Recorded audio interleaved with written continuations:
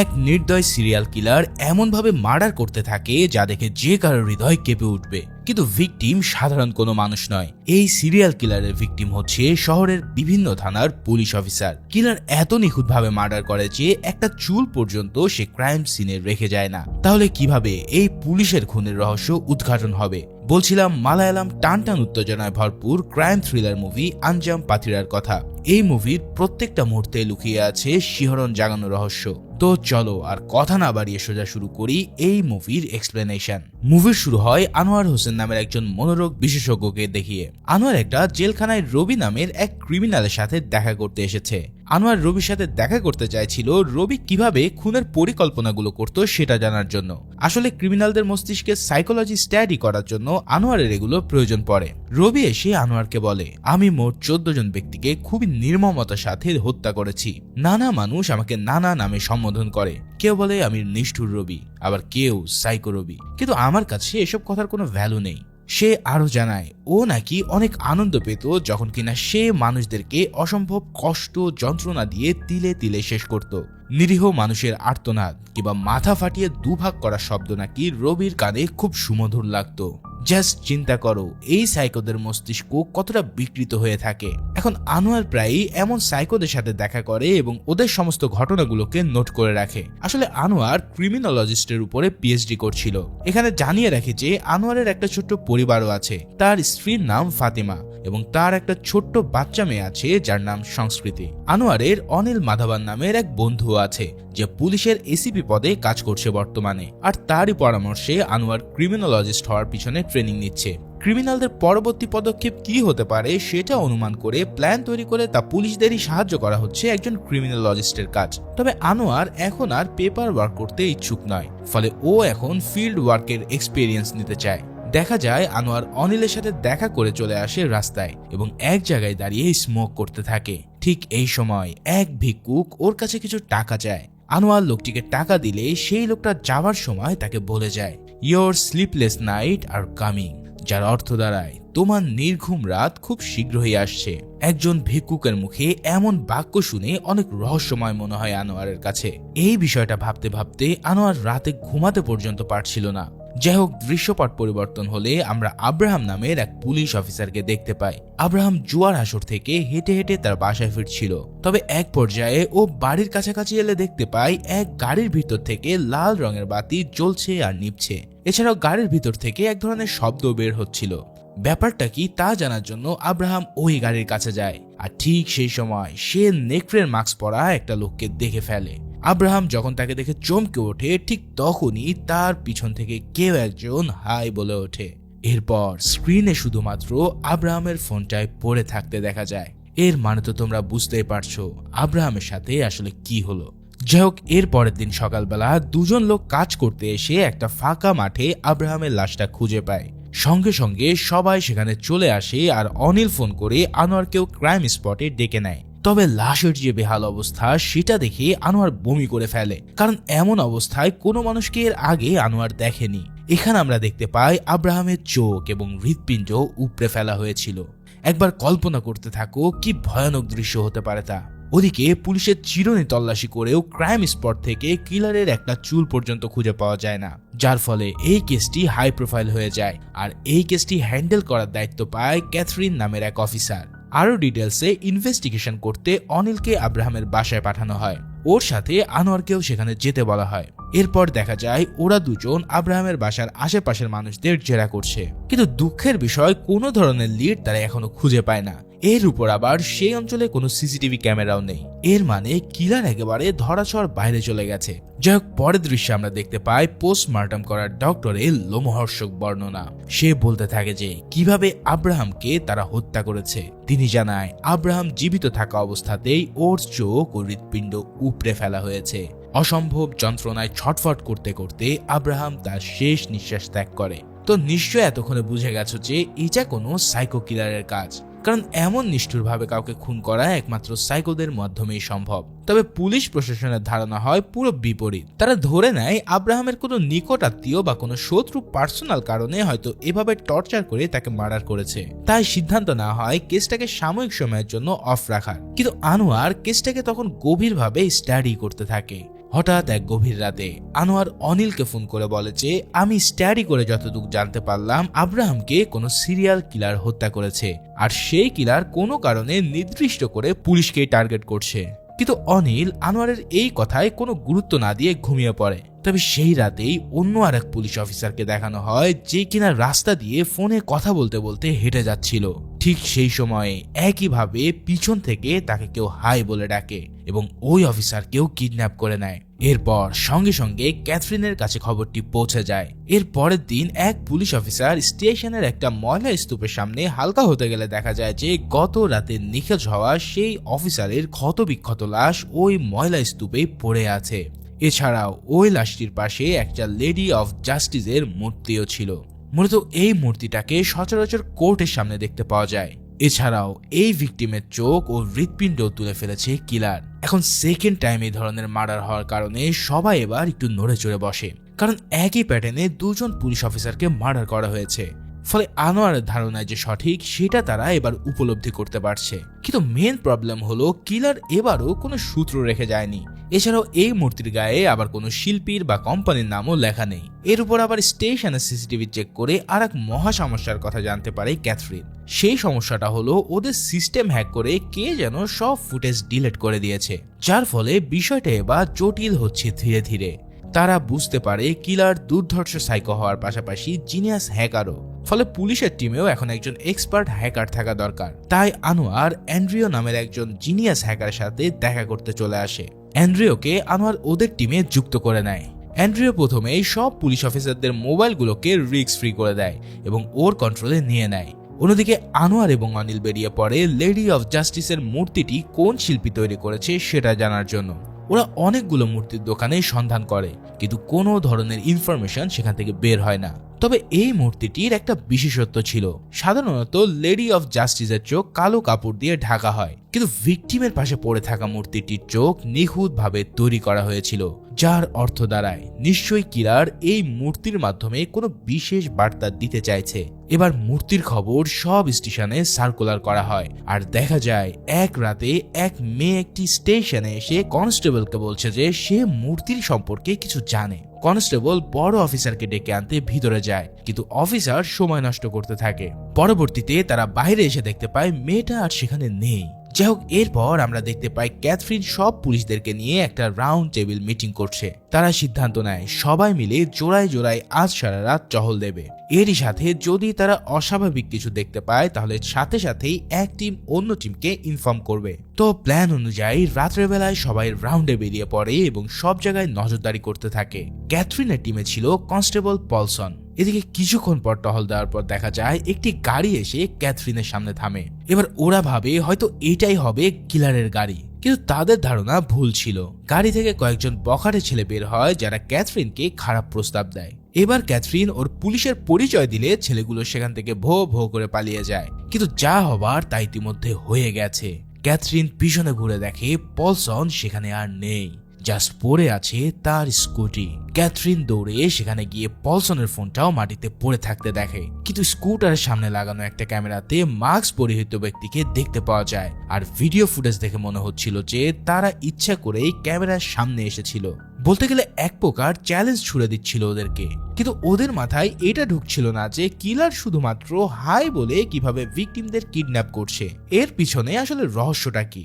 যাই হোক, এরপর আমাদেরকে আনোয়ারকে তার বাসায় দেখতে পাওয়া যায়। দুজন লোক কুরিয়ার সার্ভিস থেকে একটা ফ্রিজের ডেলিভারি করতে এসেছে। ফাতেমা কুরিয়ারটাকে রিসিভ করে, কিন্তু আনোয়ারকে ফোন করে কুরিয়ার আসার ফ্রিজের সম্পর্কে জিজ্ঞেস করলে সে জানায় যে সে তো কোনো ধরনের ফ্রিজ অর্ডার করেনি। তবে এরপরেই ফাতিমা যেই না কুরিয়ার বক্সটা খোলে তখন তার হাত পা একদম থরথর করে কেঁপে ওঠে, কারণ ওই বক্সের মধ্যে ছিল গত রাতে কিডন্যাপ হওয়া কনস্টেবল পলসনের রক্তমাখা অর্ধনগ্ন লাশ। আর এই লাশেও তার চোখ এবং হৃৎপিণ্ড বের করে ফেলা হয়েছিল। যাই হোক, এরপর ইতিমধ্যে সেখানে পুলিশ চলে আসে। তারা ইতিমধ্যে পলসনকে নিয়ে একে একে 3 জন পুলিশ অফিসারকে হারালো, যার ফলে সবার ভিতরে এখন একটা অজানা আতঙ্ক কাজ করছে। তবে এইবার ফরেনসিক ডক্টর বক্স পরীক্ষা করে একটা ফিঙ্গারপ্রিন্ট বের করতে সক্ষম হয়। সেটা অ্যানালাইসিস করে দেখা যায় যে এই ফিঙ্গারপ্রিন্টটি ককেন সাওমি নামের এক কুখ্যাত খুনির।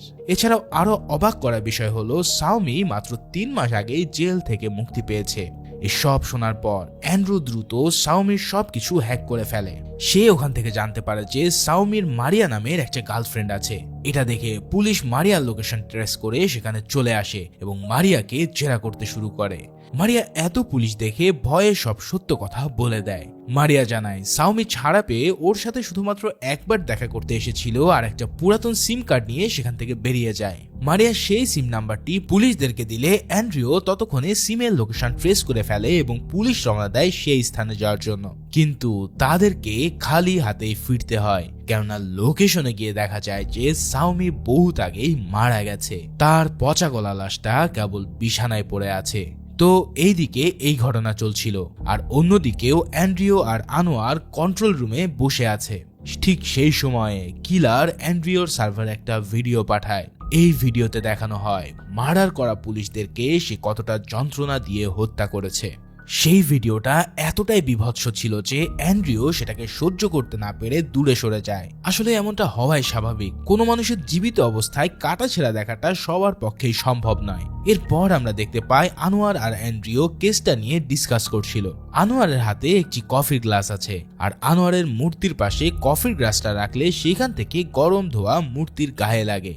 ঠিক এই সময় আনোয়ার লক্ষ্য করে যে মূর্তিটির কোমরের দিকে এসডি অক্ষর দুটো ভেসে উঠেছে। অবশেষে কোনো একটা সূত্র তারা পেয়ে গেছে।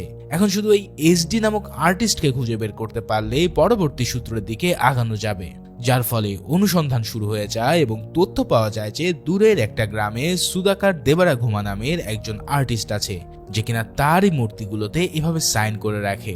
আনোয়ার এবং বাকি সবাই সুদাকারের সাথে দেখা করতে চলে আসে। বিশেষ এই মূর্তিটির সম্পর্কে বিস্তারিত সব তথ্য তাকে খুলে বলতে বলা হয়। এরপর সুদাকার বলতে শুরু করে 5-6 মাস আগে দুজন লোক সুদাকারের সাথে দেখা করতে আসে এবং তারা এসে ওই মূর্তি তৈরির নির্দেশ দেয়। তাদের মধ্যে একজনের বয়স ছিল 40 থেকে 50-এর মতো, আর একজন একটু কম বয়সী। সেই দুজনের নির্দেশ ছিল এমন একটা জাস্টিস মূর্তি বানিয়ে দিতে হবে যার চোখগুলো হবে অপরূপ সুন্দর। এই কাজের জন্য তারা অনেক টাকা অফার করে সুধাকারকে, আর শর্ত হিসেবে এটাও বলে দেয় যে এই মূর্তিতে কোনো সিগনেচার রাখা যাবে না। তবে সুধাকারের এই কথাটা শুনে কেমন যেন সন্দেহ হয়, কিন্তু এরপরেও সে এই কাজটা করতে রাজি হয়ে যায়। তবে সুধাকার এই স্ট্যাচুর কোমরে একটা বিশেষ পদার্থ ব্যবহার করে তার নামটা কিন্তু ঠিকই লিখে রাখে, যেটাই একটু তাপ পেলেই আসলে ফুটে উঠত। সুধাকার আরো জানায় ওরা মোট 5টি মূর্তি তৈরি করেছিল। এর মানে তো তোমরা বুঝতেই পারছো, এখনো মোট 5 জন পুলিশ অফিসারকে কিলার টার্গেট করেছে। ইতিমধ্যে তো 3 জন শেষ হয়ে গেছে, তার মানে বাকি আছে আর 2 জন। এখন এই 2 জন যে ডিপার্টমেন্টের যে কেউই হতে পারে সেটা ক্যাথরিন খুব ভালোভাবে বুঝতে পেরেছে। এবার ক্যাথরিন সুধাকারকে বলে যে সে দুজনের একটা স্কেচ এঁকে দিতে পারবে কিনা, কিন্তু আমরা দেখতে পাই সেই 2 জন মূর্তিগুলো নিয়ে যাওয়ার সময় সুধাকারের চোখ দুটো নষ্ট করে দিয়েছিল। এর মানে আনোয়ার আবারও ক্লুলেস হয়ে পড়ে, তার হাতে এখন আর কোনো ধরনের সূত্র বাকি নেই। তবে এখানে আমরা সুধাকারের মেয়েকেও দেখতে পাই, যে ওই রাতে পুলিশ স্টেশনে গিয়েছিল মূর্তির সম্পর্কে তথ্য দিতে, কিন্তু কেউ একজন তাকে হুমকি দিয়েছিল কল করে, ফলে মেয়েটি ভয়ে সেখান থেকে চলে এসেছিল। এই সব কিছু থেকে বোঝা যায় যে কিলার ওদের উপরে আসলে নজর রাখছে। তো এই সব কিছু শোনার পর আনোয়ার সেখান থেকে চলে আসে, আর ব্যাকগ্রাউন্ডে আমরা দেখতে পাই সেম আরেকটা মূর্তি স্যাম্পল হিসেবে রেখে দিয়েছে সুধাকার। এরপর দেখানো হয় অ্যান্ড্রিও একটি বিশেষ ধরনের অ্যাপ তৈরি করেছে। সেই অ্যাপে যখনই কোনো মোবাইল হাত থেকে পড়ে যাবে সাথে সাথে ওই অ্যাপটির সাহায্যে অ্যালার্ম চলে আসবে কন্ট্রোল রুমে, যার ফলে এর মাধ্যমে কিলারকেও ধরা সম্ভব হতে পারে, কেননা কিলার সবসময় ক্রাইম সিনে মোবাইল ফোন রেখে যায়। এখন এই অ্যাপটি এরপর পুলিশের সব ফোনে ইনস্টল করে নেওয়া হয়। এর পরের দৃশ্যে আমরা শারণ চন্দ্র নামের এক পুলিশ অফিসারকে দেখতে পাই ঘরে সাধারণ কাজকর্ম করতে। তবে ঠিক সেই সময় ওর রুমে হঠাৎ কারেন্ট চলে যায়। শারণ বাইরে এসে চেক করতে থাকে প্রবলেম কোথায়, কিন্তু সেই সময় পিছন থেকে মাস্ক পরিহিত সেই অজানা ব্যক্তি হাজির হয়, আর সে তার চিরচেনা শব্দ হাই বলতে থাকে।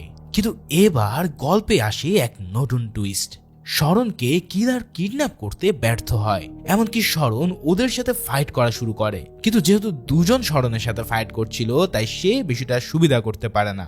এক পর্যায়ে কিলার ওকে কাবু করে ফেলতে সক্ষম হয় আর শরণকে কিডন্যাপ করে নেয়। অন্যদিকে কন্ট্রোল রুমে ফোনের নোটিফিকেশন চলে আসলে আনোয়ার বেরিয়ে পড়ে শরণের বাড়িতে, কিন্তু এখানে এসে দেখা যায় যে শরণ ইতিমধ্যে কিডন্যাপ হয়ে গেছে। তবে এবারের ঘটনার প্রবাহে নতুন কিছু যোগ হয়েছে, তারা দেখতে পায় ঘরের মধ্যে জিনিসপত্র এদিক ওদিক ছড়িয়ে ছিটিয়ে রয়েছে। এর মানে শারনের সাথে কিলারের ধস্তাধস্তি হয়েছে। পুলিশ পুরো ঘরটিকে এবার তল্লাশি করা শুরু করে এবং মেঝে থেকে একটা ফিগনেট স্পিনার খুঁজে পাওয়া যায়। যাই হোক, এর পরের দৃশ্যে আমরা একটা ট্রেন স্টেশনকে দেখতে পাই। এখানে এক মহিলা এক বৃদ্ধ ব্যক্তিকে হুইল চেয়ারে বসিয়ে কোথাও নিয়ে যাচ্ছিল, কিন্তু পুরো ট্রেনে সবাই একে একে নেমে গেলেও দেখা যায় যে সেই বৃদ্ধ শুরু থেকে যেখানে বসেছিল এখনো সে সেখানে বসে আছে। এর পরপরই টিভির খবরে দেখানো হয় নিখোঁজ হওয়া শরণের লাশ ট্রেন স্টেশনে পাওয়া গেছে। আর এখান থেকে আমরা বুঝতে পারি যে সেই বৃদ্ধ লোকটি শরণই ছিল। তাকে হত্যা করে বৃদ্ধ লোকের মতো সাজিয়ে এখানে বসিয়ে রাখা হয়েছিল। আর যে মহিলাটা শরণকে নিয়ে ট্রেনে এসেছিল সে জেনে বুঝেই ক্যামেরার সামনে এসে বসে থাকে, যাতে করে পুলিশরা তার সাহস দেখতে পায়। শরণের বডি পোস্টমর্টম করেও নতুন কোনো তথ্য পাওয়া যায় না। সেই আগের প্যাটার্নেই শরণকে হত্যা করা হয়েছে। এই সব দেখে আনোয়ার এবার গভীর ভাবনায় ডুবে যায়। তবে ভাবতে ভাবতে হঠাৎ আনোয়ারের কিছু একটা খটকা লাগে। এরপর আনোয়ার সোজা অফিসার ক্যাথরিনের বাসায় চলে আসে। ক্যাথরিনকে আনোয়ার পুরো বিষয়টি বোঝাতে শুরু করে। কিলার কিভাবে শুধুমাত্র হাই বলে কিডন্যাপ করে ফেলতো ভিকটিমদের, এই রহস্যের জট খুলতে শুরু করে আনোয়ার। আসলে কিলার প্রথমে খুব চালাকির সাথে আচমকা ভিকটিমের সামনে চলে আসতো ভয়ানক নেকড়ের মাস্ক পরে, যেটা দেখে ভিকটিম আটকে উঠত। আর এই সুযোগে অন্য আরেকজন ভিকটিমকে হিপনোটাইজ করে ফেলতো। কিন্তু সেদিন শারন অতিরিক্ত মাত্রায় ড্রাঙ্কস ছিল, যার কারণে সে ওই রাতে তাকে হিপনোটাইজ করতে অসফল হয় কিলাররা। এবার আনোয়ার ক্যাথরিনকে আরো জানায়, আমাদের কোনো সাধারণ সাইকোর সাথে মোকাবেলা হচ্ছে না। এই কিলার খুবই জিনিয়াস কেউ যে আমাদের ব্রেন নিয়ে খেলছে। কিলার ট্রেনের ওই মহিলাটিও হতে পারে বা অন্য কেউ যে সামনে আসেনি এখনো পর্যন্ত। এরপর আনোয়ার ওর মেয়ের সাথে একটা স্পিনার নিয়ে খেলা করছিল। আনোয়ার ওর মেয়েকে শিখিয়ে দিচ্ছিল যে স্পিনার কিভাবে চালাতে হয়। এটা করার সময়ই আনোয়ারের আরো একটা ঘটনা মনে পড়ে যায়। এক সাইকো কিলারের যে ঠিক একইভাবে স্পিনার হাতে নিয়ে সব সময় থাকতো। আনোয়ার কন্ট্রোল রুমে চলে আসে আর ওই সাইকো কিলারের সমস্ত ডকুমেন্টস দেখা শুরু করে। এই সাইকোর নাম ছিল সাইমন মানসুরান। সাইমন আমেরিকা থেকে ইঞ্জিনিয়ারিং ডিগ্রি নিয়ে দেশে ফিরেছিল, কিন্তু দিনের বেশিরভাগ সময় ও নিজেকে ঘরের মধ্যে বন্দি রাখত। একদিন ওর বাবা দেখতে পায় সাইমন ওর কম্পিউটারে ডার্ক ওয়েবে মানুষদের কাটাছেঁড়া ভিডিও দেখে মজা নিচ্ছে। এটা দেখে ওর বাবা মা বেশ বকাঝকা করে, কিন্তু এই ঘটনার বেশ কয়েকদিন হয়ে গেলেও সাইমনের বাবা মার আর কোনোই খবর পাওয়া যাচ্ছিল না। প্রতিবেশীরা পুলিশের কাছে কমপ্লেন করলে সাইমনের বাবা মার খন্ড খন্ড অংশ তাদের ফ্রিজ থেকে উদ্ধার করা হয়। তার মানে তো তোমরা বুঝতেই পারছো সাইমন ওর বাবা মাকে টর্চার করে মেরে ফেলেছিল। কিন্তু দুঃখের সংবাদ হচ্ছে সাইমনও একটা অগ্নিকাণ্ডের জেলের ভিতরেই কয়েকদিন আগে মারা যায়। তার মানে এই সূত্রটাও ঠিকঠাক মতো কাজ করছে না। এছাড়াও এরপর তারা কি করবে এটা ওদের মাথায় ঢুকছিল না। একদিন আনোয়ার অ্যান্ড্রিওর সাথে কথা বলতে বলতে সাইমনের একটা ছবি ওকে দেখায়। অ্যান্ড্রিও ছবিটা দেখে একটা কিছু বুঝতে পারে। এরপর কম্পিউটারে ট্রেনে সেই মেয়েটার ছবি পাশাপাশি রাখলে জানা যায় এই মেয়েটাই হলো আসলে সাইমন। সাইমন মেয়েদের মতো সেজে শারনকে সেখানে রেখে দিয়ে এসেছিল। তো এবার আনোয়ার কনফার্ম হয় যে সাইমনই হচ্ছে আসল কিলার। কিন্তু এত দ্রুত কেস সলভ হয়ে যাবে তা কি আর হয়? সামনে তো এখনো অনেক টুইস্ট বাকি আছে। দেখা যায় আনোয়ার সাইমনের তথ্য নিয়ে অ্যান্ড্রিওর বাসা থেকে বের হতেই একটা ফোন কলের মাধ্যমে ওকে জানানো হয় সাইমন এবং ওর পার্টনারের মৃতদেহ পাওয়া গেছে। এটা শুনে আনোয়ার আবারও চিন্তায় পড়ে যায়। আর সেই সময় ওর কাছে সুধাকারের কল আসে। এরপর আমরা সুধাকারের বাড়িতে আনোয়ারকে দেখতে পাই। সুধাকার জানায় এক ব্যক্তি শেষ মূর্তিটিও নিতে এসেছিল, কিন্তু এবার সুধাকারের মেয়ে সেই ব্যক্তিটাকে দেখে ফেলে এবং তার একটা ছবি এঁকে ফেলে। আর্টবোর্ড থেকে পর্দা সরালে আনোয়ার সেই বহুল প্রতীক্ষিত মুখখানা দেখে রীতিমতো চমকে যায়। কারণ এ যে হচ্ছে শহরের বিখ্যাত আরেক মনোরোগ বিশেষজ্ঞ বেঞ্জামিন লুইস। এরপর আমরা দেখতে পাই আনোয়ার সোজা চলে এসেছে বেঞ্জামিনের গ্রামে ওর এক আপন মানুষের সাথে কথা বলতে। সেই লোক আনোয়ারকে বেঞ্জামিনের সব অতীত ঘটনা খুলে বলতে শুরু করে। লোকটি জানায় বেঞ্জামিনের একটা ছোট্ট পরিবার ছিল। ওর মা মারা যাওয়ার পর বেঞ্জামিনের বাবা ওকে আর ওর ছোট বোন রেবেকাকে বড় করে তুলেছে। হাসি খুশি ভাবে তাদের দিন কাটছিল। কিন্তু হঠাৎ একদিন রেবেকার স্কুল থেকে কল আসে আর বলা হয় তার মেয়ে ক্লাসে বেহুশ হয়ে গেছে। বেঞ্জামিনের বাবা এরপর স্কুলে গিয়ে জানতে পারে যে তার অবুঝ মেয়ে নাকি প্রেগনেন্ট। কিন্তু এই কুকর্মটি কে ঘটালো সেটা রেবেকা ভয়ে বলতে চায় না। তবে একদিন রেবেকা ওর বাবার কষ্ট সহ্য করতে না পেরে তাকে সব সত্য খুলে বলে। ওর জীবন নষ্ট করা ব্যক্তিটা হচ্ছে ওদের গ্রামেরই ফাদার ফ্রাঙ্কো। রেবেকা ফাদার ফ্রাঙ্কোর অফিসে পার্ট টাইম জব করত। একদিন সুযোগ পেয়ে ফ্রাঙ্কো রেবেকার সাথে শারীরিক সম্পর্ক তৈরি করে আর যা হবার তা হয়ে যায়। রেবেকার বাবা এই কথা জানতে পেরে সোজা থানায় চলে যায় ফ্রাঙ্কোর বিরুদ্ধে কেস করতে। আর এই স্টেশনের দায়িত্বে যে পুলিশ অফিসার ছিল সে আর কেউই নয়, সে ছিল আনোয়ারের বন্ধু অনিল। কমপ্লেন পেয়ে অনিল ফাদার ফ্রাঙ্কোর সাথে দেখা করে এবং ফাদার ওকে ঘুষ দিয়ে বিষয়টা দফা করে দিতে বলে, যার ফলে অনিল ফাদারের অফারে রাজি হয়ে যায় আর বেঞ্জামিনের বাসায় এসে ওর বাবাকে মারধর করতে থাকে। অনিল বলেছিল, তোর মেয়েকে তুই রেপ করেছিস, এই কথা তুই স্বীকারোক্তি দিবি, না হলে আমি সবাইকে মেরে ফেলবো। বেঞ্জামিনের বাবা আর কোনো উপায় না পেয়ে এই অমানবিক প্রস্তাবই মেনে নেয়। এরপর দেখানো হয় বেঞ্জামিনের বাবাকে জেলে নিয়ে যাওয়া হচ্ছে।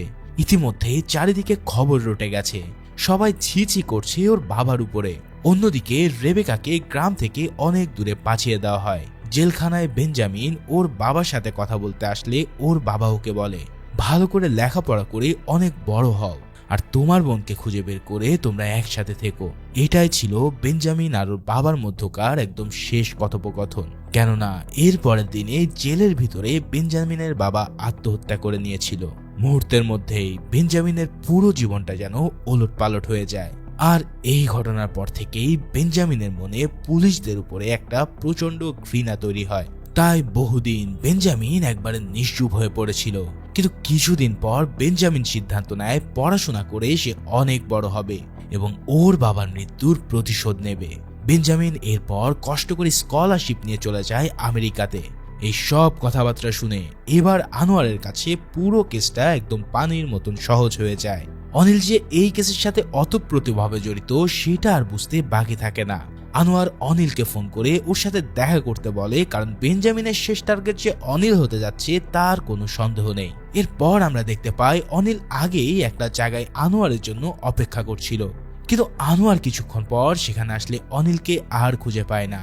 এছাড়াও অনিলের মোবাইলটিও মাটিতে পড়ে থাকতে দেখা যায়, যার ফলে আনোয়ার বুঝে যায় যে অনিল ইতিমধ্যে কিডন্যাপড হয়ে গেছে। এখন কি করবে এটা ভাবতে ভাবতেই হঠাৎ আনোয়ার একটা ড্রোন আকাশে দেখতে পায়, যেটা নিয়ে কেউ হয়তো শুটিং করছিল। আনোয়ার দৌড়ে গিয়ে সেই ড্রোন চালকের কাছ থেকে পুরো ফুটেজ দেখা শুরু করে। এই ফুটেজ দেখতে দেখতে সে বেঞ্জামিনের গাড়িকেও ট্রেস করে ফেলতে সক্ষম হয়। সাথে সাথে পুলিশ ইনফর্ম করে দেয় যে সে এবং একটি টিম নিয়ে বেঞ্জামিনের সেই গোপন আস্তালায় ওরা চলে আসে। আর এখান থেকেই এতদিন বেঞ্জামিন তার সব মার্ডারগুলো করে আসছিল। আসলে এটা ছিল একটা শুকুরের ফার্ম, আর এখানেই ওরা বেঞ্জামিনের গাড়িটা দেখতে পায়। ভেতরে বেঞ্জামিন একটা টেবিলের উপরে অনিলকে বেঁধে রেখেছিল। ইতিমধ্যে বেঞ্জামিন অনিলের চোখ তুলে নেওয়ার প্রস্তুতি নিচ্ছিল। অন্যদিকে আনোয়ার ওর টিম নিয়ে ফার্মের ভিতরে ঢুকে পড়ে। সবাই আলাদা আলাদা ভাবে বেঞ্জামিনকে তখন খুঁজে বেড়াতে থাকে। ওদিকে আবার বেঞ্জামিন ওদের অবস্থান টের পেয়ে যায় ততক্ষণে। তবে সে একে একে সবাইকে মেরে অজ্ঞান করতে থাকে। অপরদিকে দেখা যায় আনোয়ার খুঁজতে খুঁজতে ইতিমধ্যে অনিলকে পেয়ে গেছে।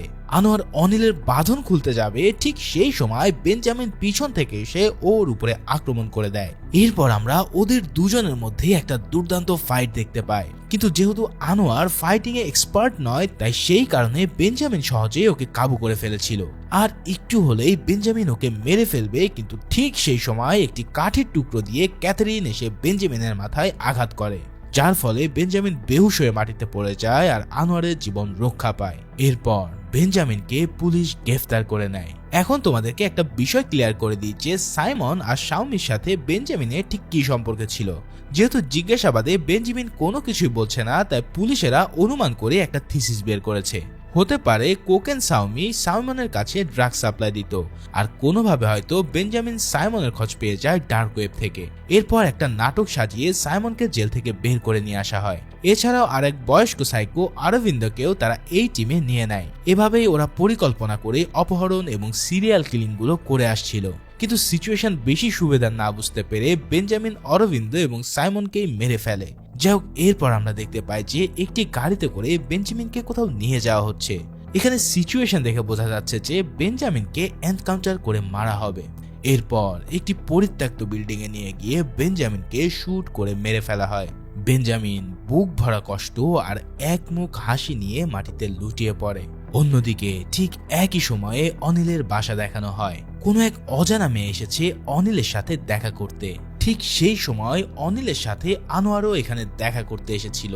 এবার আনোয়ার দেখে সেই মেয়েটি অনিলের রুম থেকে বেরিয়ে যাচ্ছে, যার ফলে আনোয়ার দ্রুত ঘরে গিয়ে দেখে অনিলের গলা কেটে মার্ডার করা হয়েছে। আনোয়ার দৌড়ে বারান্দায় চলে আসে আর দেখতে পায় মেয়েটা সেখান থেকে চলে যাচ্ছে। আনোয়ার এবার রেবেকা নাম ধরে ডাকলে মেয়েটা সাড়া দিয়ে তার দিকে পিছু ফিরে তাকায়। তার মানে তোমরা বুঝতেই পারছো, এই মেয়েটা ছিল বেঞ্জামিনের ছোট বোন রেবেকা, যে তার পুরো পরিবারের প্রতিশোধ নিয়ে গেল।